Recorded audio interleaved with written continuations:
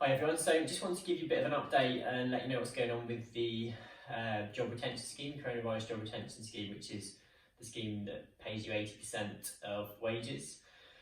I've got my apprentice here today, he's helping, he's learning, we're just having a tea break, aren't we? Yeah, it's mine. Can we have our tea, Evie? Yeah. I fixed it now, managed. Good. Let me fix it. It was leaning all over here. You've got enough tea, Dad. Yeah, thanks very much. So that's our other apprentice, she's making the tea at the moment. So this apprentice, he's just learning about the job retention scheme over his tea break. So he's got a few questions that he needs to ask me. What does the scheme offer? So basically what the scheme does, it offers employees, you're allowed to do what's called furloughing. So you can furlough an employee, it's kind of like a temporary redundancy, and by which they get 80% of their salary. You can top it up if you want to, but you only have to pay them 80% of their salary, which you can then reclaim back from the government. That's basically how the system works. Is my business eligible? Eligible. But I didn't know it said that. Yeah, okay. So is your business eligible? Pretty much all businesses are eligible as long as you've got a PAYE scheme and employees registered before the 28th of February, then you'll be eligible for the scheme. Which employees can benefit from the scheme? So again, most people, as long as they're registered on that scheme and an employee before 28th of February, then they're eligible for the scheme. So means you can claim back their salary. Part-time employees, full-time employees, everybody can apply as long as they're on that payroll scheme. How is the scheme applied to someone who pay varies monthly? So if someone's pay varies, then you usually work it out.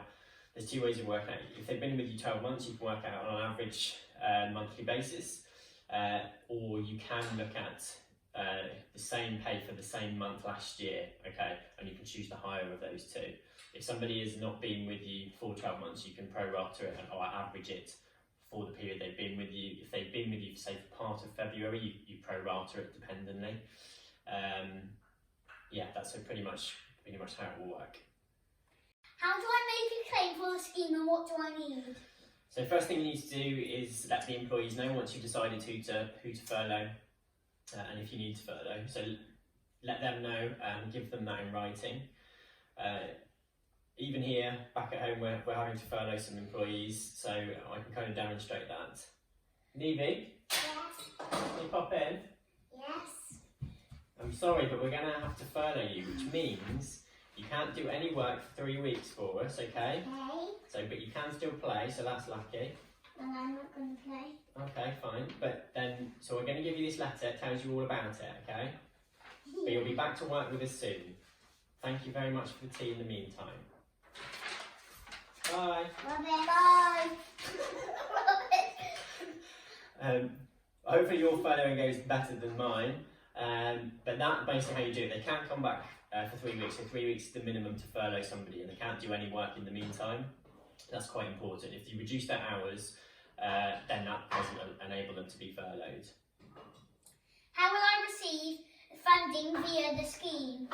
So at the moment that's not actually up and running, but eventually, so what you're going to have to do is pay the employees first, and then you'll then be able to reclaim it once the HMRC portal's up and running, which hopefully won't be in the too distant future.